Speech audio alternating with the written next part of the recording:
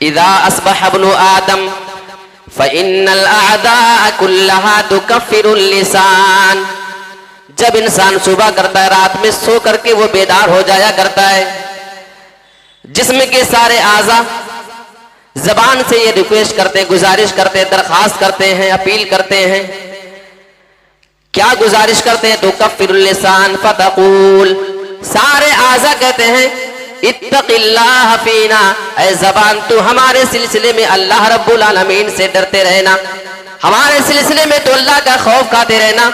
फ़इन्नमा नहनु बिका, क्योंकि हम तुम्हारे साथ जुड़े होते हैं, हम तुम्हारे साथ मुअल्लक़ हुआ करते हैं, हमारा मामला तुम्हारे साथ जुड़ा है।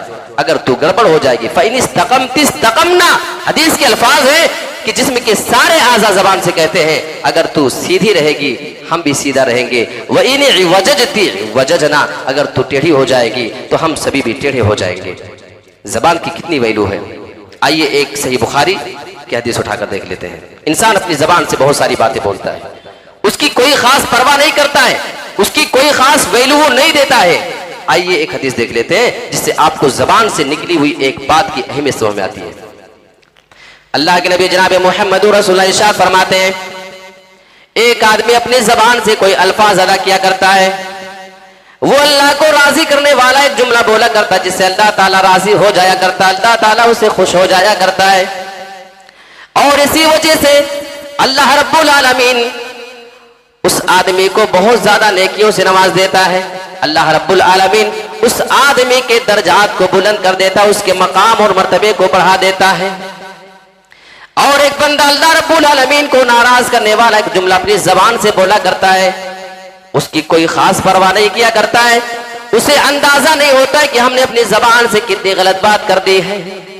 और उसी वजह से अल्लाह रब्बुल आलमीन उस आदमी को जहन्नम के गड्ढे के अंदर गिरा देता है। अल्लाह रब्बुल आलमीन उसी जबान से निकले हुए एक जुमले की वजह से अल्लाह ताला उस आदमी को जहन्नम में गिरा देता है। यह सही बुखारी के अल्फाज है। एक और हदीस इससे भी जबरदस्त है, तिरमिज़ी की रिवायत है, अल्लामा अलबानी रहमतुल्लाह अलैह ने इसको सही करार दिया है।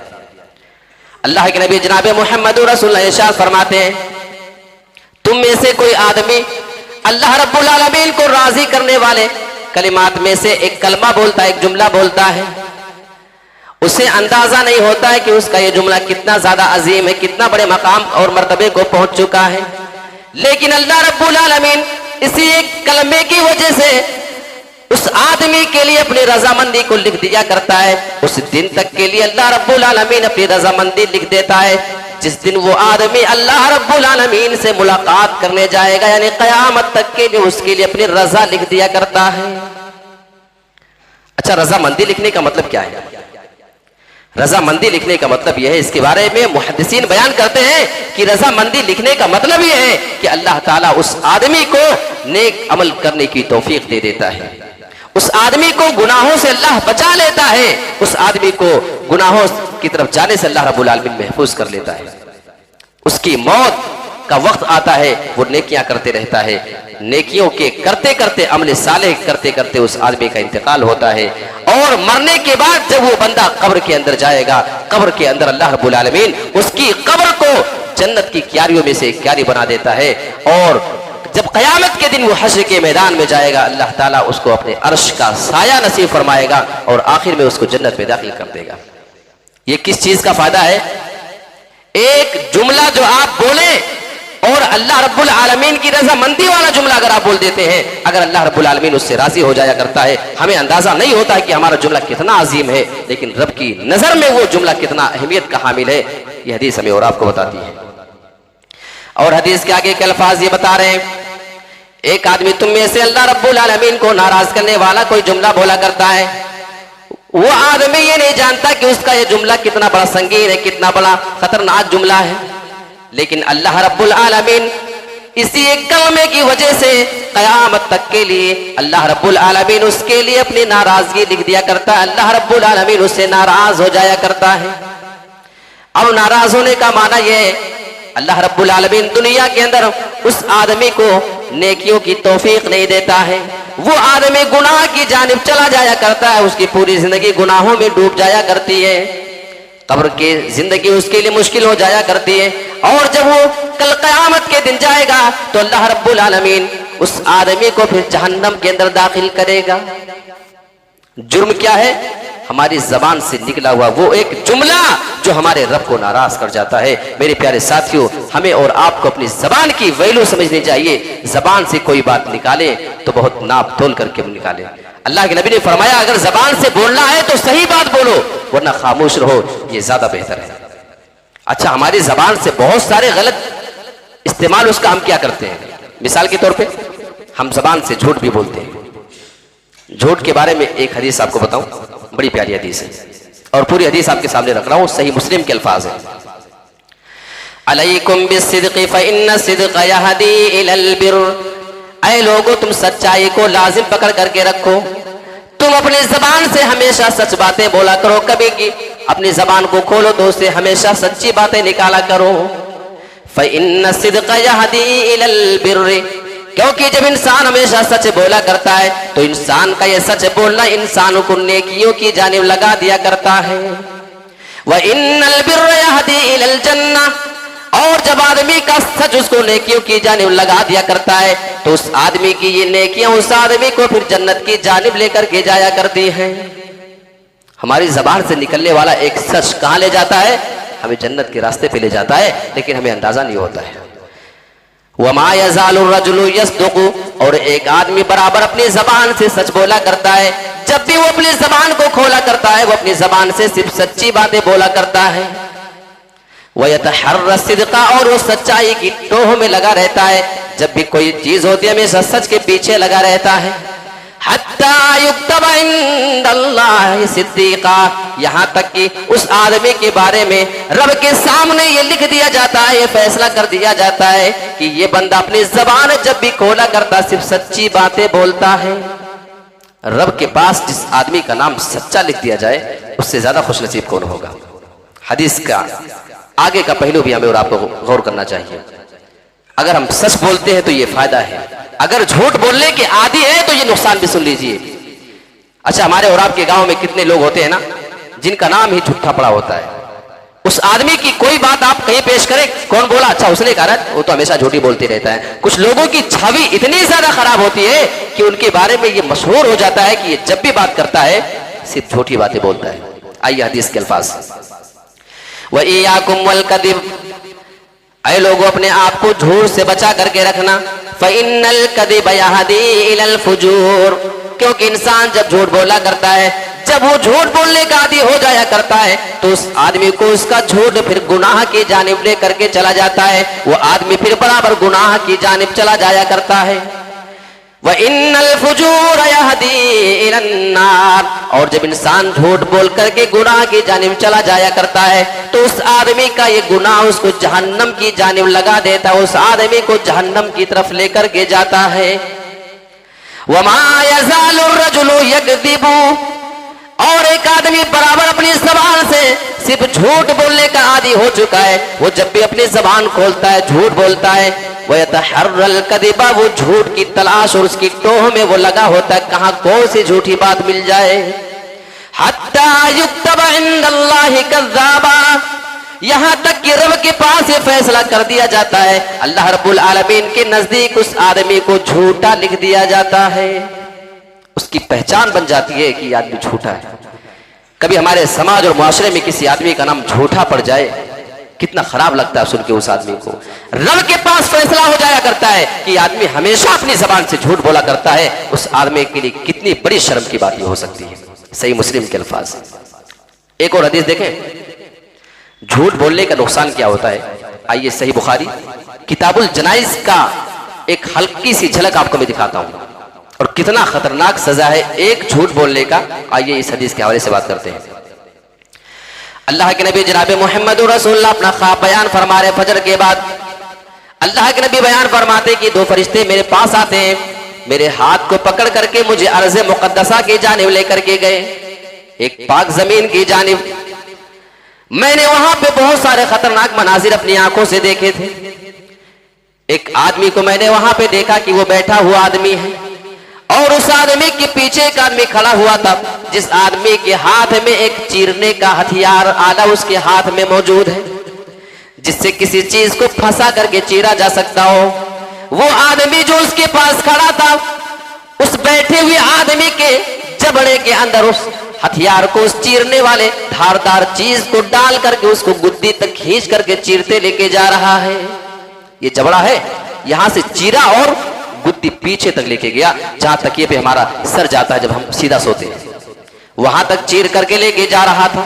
और यह आदमी दर्द की वजह से चीख रहा है, पुकार रहा है, मदद के लिए लोगों को बुला रहा है, लेकिन उस आदमी की मदद करने के लिए कोई भी आदमी वहां पे नहीं मौजूद है। ये आदमी जब एक जबड़े को चीर करके फारिग होता है, फिर दूसरे जबड़े को चीरना शुरू कर देता है। इधर का भी चीरना शुरू कर दिया और गुद्दी तक लेकर के गया। अल्लाह के नबी बयान फरमाते हैं, जैसे वो आदमी इसके दूसरे जबड़े को चीर रहा था, उस आदमी का पहला जबड़ा अपनी हालत में वापस आ गया, फिर से सही हो गया। अब इसको चीरने के बाद फिर वो उसको चीरते जा रहा है, फिर ये चीरा, फिर उसको चीर रहा, जब तक दूसरा सही हो जा रहा है। एक के बाद एक चीरा, दूसरा सही। मेरे प्यारे साथियों, बार बार उस आदमी के साथ ये सुलूक किया जा रहा था। अल्लाह के नबी जनाब मोहम्मद रसूलुल्लाह ने ये भयानक मंजर अपनी आंखों से देखा। वो कितना खतरनाक मंजर था, हमारे नबी को बर्दाश्त नहीं होता है। आप सवाल कर बैठते हैं, अरे मेरे साथियों ये क्या मामला है, इस आदमी को किस जुर्म की वजह से ये सजा मिल रही है? आपको जवाब दिया जाता है, अल्लाह के नबी ये ऐसा आदमी है जो दुनिया में अपनी जबान से एक झूठ बात को बोला करता था, और उस आदमी के इस एक झूठ को लोग दूर दूर तक फैलाया करते थे। यानी ये आदमी अपनी जबान से झूठ बोलने का आदी था, अपनी जबान से झूठी बातें बोला करता था, और कयामत के दिन तक उस आदमी को ये सजा दी जाती रहेगी, कयामत तक उसके साथ यही सुलूक किया जाता रहेगा। अभी ये हाल है, अभी बर्दाश्त नहीं हो रहा है, कयामत तक के लिए उसके साथ ये मामला किया जाएगा, और फिर अभी वो जहन्नम में जाएगा, उसकी अलग से सजा उसको झेलनी पड़ेगी। मेरे प्यारे साथियों, हमारी जबान से निकला हुआ एक झूठ हमें कहां से कहां तक लेके जा सकता है, हमें इसका अंदाजा भी नहीं होता है। अल्लाह के नबी की एक हदीस सुनाऊं, मैं आपके सामने सिर्फ दलील से बात कर रहा हूं, वैसे भी जुमा का टाइम मुख्तसर ही होता है। अल्लाह के नबी की एक हदीस, कफा बिल मरई कज़िबन अन युहद्दिसा बिकुल्लि मा समिया। एक आदमी के झूठे होने के लिए इतना काफी है कि जिस बात को सुने दूसरों से जाके बयान कर दिया करे। हर सुनी हुई बात इंसान को बयान नहीं करना चाहिए, वरना आपके झूठे होने के लिए ये बात काफी है। ये अल्लाह के नबी का हदीस, कफा बिल मरई कज़िबन, आदमी के झूठे होने के लिए काफी है, अन युहद्दिसा बिकुल्लि मा समिया, जो सुने उसको बयान कर दे, बगैर किसी तहकीक के बातों को बयान करना इंसान के झूठा होने की दलील है।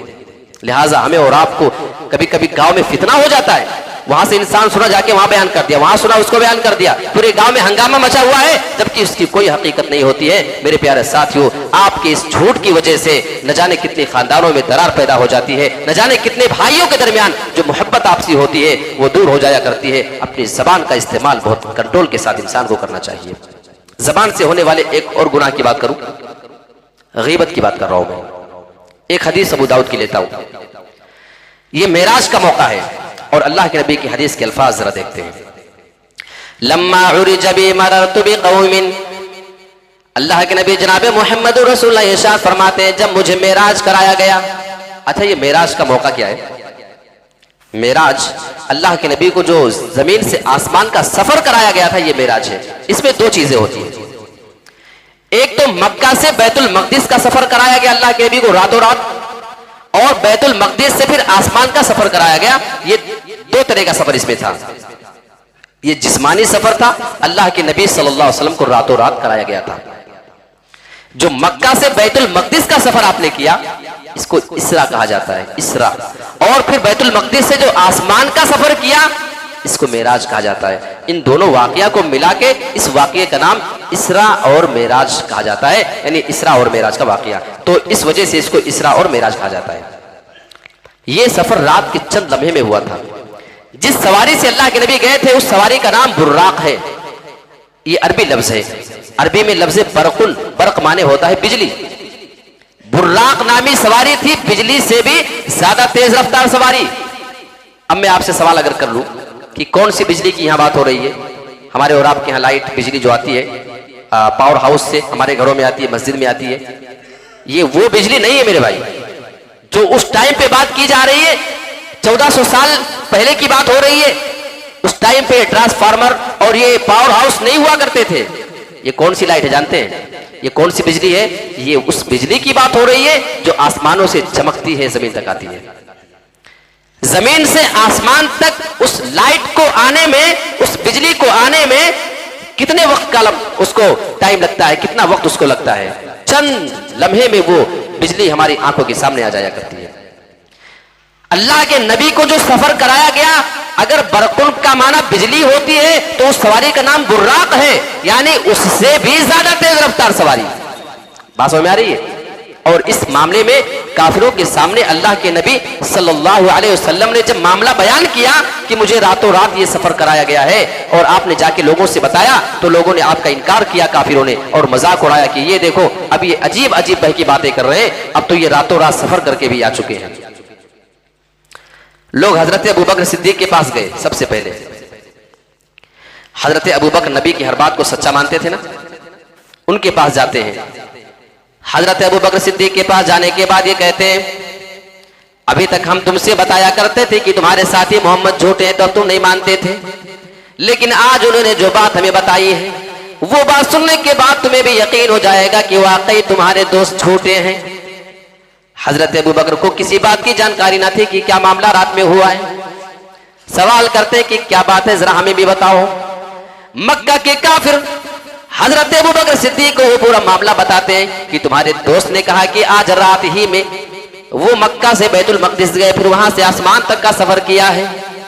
अब तो तुमको भी लग गया होगा कि तुम्हारे साथी झूठे हैं। ईमान हो तो अबू बकर सिद्दीक की तरह हो।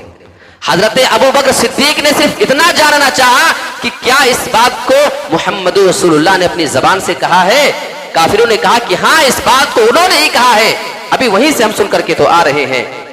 हजरत अबू बकर सिद्दीक ने जैसे ये जुमला सुना कि इस बात को मुहम्मद रसूलुल्लाह ने अपनी ज़बान मुबारक से कहा है, उन्होंने जवाब दिया, अगर उन्होंने कहा है तो मैं गवाही देता हूं कि उन्होंने बिल्कुल सच कहा है। वो ईमान हमें चाहिए। आज बहुत सारी बातों को सुन करके हम तमाम चीजों पे, इस्लामी बातों पे शक और शुबहे में पड़ जाया करते हैं। ईमान लाना है तो सहाबा की तरह ईमान लाइए। फ़इन आमनू बिमिस्लि मा आमनतुम बिही फ़क़द इहतदऊ। अल्लाह कुरान में सहाबा के ईमान को मेयार और कसौटी करार देता है और पैमाना करार दिया है। फरमाया अगर सहाबा की तरह तुम ईमान लाओगे तो तुम हिदायतयाब हो जाओगे। सुना और ईमान ले आए, उसमें गौर खौज की जरूरत है, क्यों हुआ और कैसे हुआ। यहाँ इंसान अपनी पसंद और नापसंद देखता है। नबी की बात आई वो ठीक है, हम किसी और की बात देखते हैं, वो बात उनको पसंद है या नहीं, तब हम इसको कबूल करेंगे। अगर हमारे मिजाज के मुवाफिक होगी तब हम उसको कबूल करेंगे। मेरे प्यारे साथियों, नबी की बातें किसी पैमाने का मोहताज नहीं है, किसी कसौटी और किसी तराजू पे रख के उसको जांचने का मोहताज नहीं हुआ करती है। नबी का हुक्म आने के बाद उसको मानने के अलावा कोई दूसरा चारा नहीं है। तो अल्लाह के नबी सल्लल्लाहु अलैहि वसल्लम ने उसी मेराज का ये वाकया बयान फरमाया, वो हदीस में आपके सामने रख रहा हूं। लम्मा उरिज बि मररतु बिकौमिन, जब मुझे मेराज का सफर कराया गया, मैं वहां से गुजर रहा था, मेरा गुजर चंद ऐसे लोगों के पास से हुआ, लहुम अज़फ़ारुम मिन नुहास। अल्लाह के नबी बयान फरमा रहे, ऐसे लोगों के पास से मेरा गुजर हो रहा है जिनको अल्लाह रब्बुल आलमीन ने ताबे के नाखून देकर के रखे थे। यख़मिसून वजूहहुम व सुदूरहुम, हम दुनिया में देखते बहुत सारे लोगों के नाखून बहुत बड़े बड़े हो जाया करते हैं। अगर उस नाखून से किसी के चेहरे, किसी के सीने को नोच लिया जाए तो वो बर्दाश्त नहीं कर पाएंगे, जबकि ये नॉर्मल नाखून है। अल्लाह के नबी बयान फरमा रहे हैं उन लोगों के नाखून तांबे के थे, अल्लाह ने उनको अजाब के तौर पे तांबे के नाखून देकर के रखे थे, और उस नाखून से वो अपने चेहरे कभी नोचते, कभी अपने सीने को नोचते जा रहे थे। फ़क़ुल्तु मन हाउलाई या जिब्रील, अल्लाह के नबी सवाल करते हैं, ऐ जिब्रील ये कौन लोग हैं जो अपने आप को इस तरीके से सजा दे रहे हैं, क्या मामला है, आखिर किन लोगों को ये सजा दी जा रही है, जरा आप मुझे इस चीज के बारे में बताएं और इतला करते हैं। हजरत जिब्रील का एक जवाब, क़ाल जिब्रील हाउलाई लदीना याकुलूना लुहूमन नास, अल्लाह के नबी आप इन लोगों के बारे में जानना चाहते हैं, सुनिए ये ऐसे लोग हैं जो दुनिया के अंदर किसी की गीबत किया करते थे, किसी की इज्जत से खेला करते थे, किसी की इज्जत के पीछे पड़े रहा करते थे। इन लोगों का अंजाम यह है कि आज अल्लाह ने इनको तांबे के नाखून दे करके रखे हैं और उसी नाखून से आज वो अपने आप को अजाब और सजा में मुब्तला किए हुए हैं। किसी की गीबत करना हमारे लिए बड़ा आसान काम है। एक हदीस आपके सामने रख दूं, हमारी माँ और बहनें भी सुन रही है तो बड़ी काम की हदीस है। हमें लगता है कि हम नेक हो गए, हमारे घर किए होते जो मर्जी काम कर ले। आइए जबान के गलत इस्तेमाल की वजह से क्या अंजाम होता है। एक आदमी अल्लाह के नबी के पास आया और उस आदमी ने दो औरतों का तस्करा कर दिया और हदीस के अल्फाज आपके सामने रख रहा हूं। तुज़करु मिन कसरति सियामिहा व सलातिहा व सदक़तिहा। उस आदमी ने बताया अल्लाह के नबी हमारे समाज हमारे सोसाइटी में एक बड़ी नेक औरत पाई जाती है, वो औरत सबसे ज्यादा नमाजी है, वो औरत सबसे ज्यादा रोजेदार, सबसे ज्यादा वो सदका खैरात करने वाली है। फर्ज नमाज के अलावा वो नफली नमाज बहुत पढ़ती है, वो रमजान के रोजे के अलावा साल भर में नफली रोजे सबसे ज्यादा रखने वाली, वो सदका खैरात भी सबसे ज्यादा करने वाली औरत है। लेकिन अल्लाह के नबी वो सारे नेकियों के काम करने के बाद अपनी जबान से गलत काम किया करती है। गैरा अन्नहा तुदी जिरानहा बिलिसानिहा। अल्लाह के नबी वो औरत अपनी जबान से लोगों को, अपने पड़ोसियों को वो तकलीफ भी पहुंचाया करती है। अब आप इस औरत की नेकियां एक जानिब देखें और इसका ये मामला एक जानिब। नमाजी सबसे ज्यादा है, वो रोजेदार सबसे ज्यादा है, वो सदका खैरात भी सबसे ज्यादा करने वाली है, लेकिन वो जबान का गलत इस्तेमाल करने वाली औरत जो अपने पड़ोसियों को तकलीफ पहुंचाया करती है। अल्लाह के नबी जवाब देते हैं क़ाल हिय बिन्नार। अगर ये औरत चाहे जितना नमाज पढ़ने वाली हो, चाहे जितना वो रोजा रखने वाली हो, चाहे जितना वो सदका खैरात कर डाले, वो ज़कात दे डाले, लेकिन अगर वो जबान की सही नहीं है, अगर उसके पड़ोसी उसकी जबान से महफूज नहीं, क़ाल हिय बिन्नार, फिर ऐसी औरत के बारे में मेरा फैसला ये कि वो औरत जहन्नम के अंदर जाएगी। अब हमारी माएँ और बहनें कहाँ नजर आ रही हैं हमें? इस हदीस को हम जरा देखें। नमाजी हैं, वो रोजेदार तो हैं, सदका खैरात भी बहुत ज्यादा किया करती हैं, मस्जिद चल रही है उनके ताउन से, मदरसा चल रहा है उनके ताउन से, कितने गरीबों के घर चल रहे हैं उनके हदिये से, उनके तोहफे तहाइफ से। मेरे प्यारे साथियों, ये सब बातें अपनी जगह ठीक हैं। गौर करें क्या जबान के बारे में वो सही हैं या नहीं है, वरना ऐसा ना हो कि उनकी जबान का गलत इस्तेमाल उनकी तमाम नेकियों को खा जाए। हदीस के आगे के अल्फाज, अल्लाह अकबर। एक और औरत अल्लाह के नबी तुज़करु मिन क़िल्लति सियामिहा व सलातिहा व सदक़तिहा। अल्लाह के नबी एक और औरत, वो ज्यादा नमाज नहीं पढ़ पाती है, सिर्फ फर्ज नमाज पढ़ती है, वो नफली नमाज ज्यादा नहीं पढ़ने वाली है, वो रमजान के रोजे तो रखा करती है, साल भर में ज्यादा रोजे नहीं रख पाती है, और सदका खैरात बहुत थोड़ा किया करती है। और हदीस के अल्फाज देखे तो वाकई ताज्जुब होता है, इतना कम सदका खैरात। व अन्नहा ततसद्दक़ु बिअस्वारिम मिनल अक़ीक़। अल्लाह के नबी वो औरत कभी कभी पनीर के मामूली से टुकड़े ही सदका करती है, उसके पास ज्यादा देने के लिए होता ही नहीं है, तो देखिए क्या गरीब औरत है, मजबूर औरत है। अल्लाह के नबी ये सब बातें अपनी जगह हैं, लेकिन एक छोटी सी खूबी उसके अंदर पाई जाती है, और वो हदीस के अल्फाज में आप जरा देखें। व अन्नहा ततसद्दक़ु बिअस्वारिम मिनल अक़ीक़ वला तुदी जिरानहा बिलिसानिहा। अल्लाह के नबी वो नमाज कम पढ़ती है, वो रोजा कम रखती है, वो सदका खैरात भी कम किया करती है, लेकिन अल्लाह के नबी वो औरत कभी भी अपनी जबान से किसी भी पड़ोसी को तकलीफ नहीं पहुंचाया करती है, वो जबान की अच्छी औरत है। अल्लाह के नबी उस औरत के बारे में तमाम बातें सुन चुके हैं, जबान की सही है, जबान से अपने पड़ोसियों को तकलीफ नहीं पहुंचाया करती है। यहां जबान ही की बात हो रही है। बहुत सारी औरतें तो लात और हाथ घूंसे तक का इस्तेमाल औरतों के बारे में किया करती हैं, पड़ोसियों को खींचना, घसीटना, मारना, लाठी डंडे बरसाना, ये बहुत दूर की बात है। अगर कोई औरत किसी भी पड़ोसी के बारे में सिर्फ अपनी जबान का गलत इस्तेमाल कर डाले, अल्लाह के नबी उसके बारे में फैसला कर चुके कि ये जहन्नम के अंदर जाने वाली है। और इस औरत के बारे में जो अपनी जबान से किसी भी पड़ोसी को कोई तकलीफ नहीं पहुंचाया करती है, काल ही अबिल जन्ना, ऐ मेरे प्यारे साथी सुन, मैं उस औरत के बारे में ये फैसला सुनाता हूँ। रब का ये फैसला है कि वो औरत फिर जन्नत के अंदर जाने वाली जो औरत किसी भी पड़ोसी को अपनी जबान से कोई तकलीफ नहीं पहुंचाया करती है। अब जबान की अहमियत आई समझ में।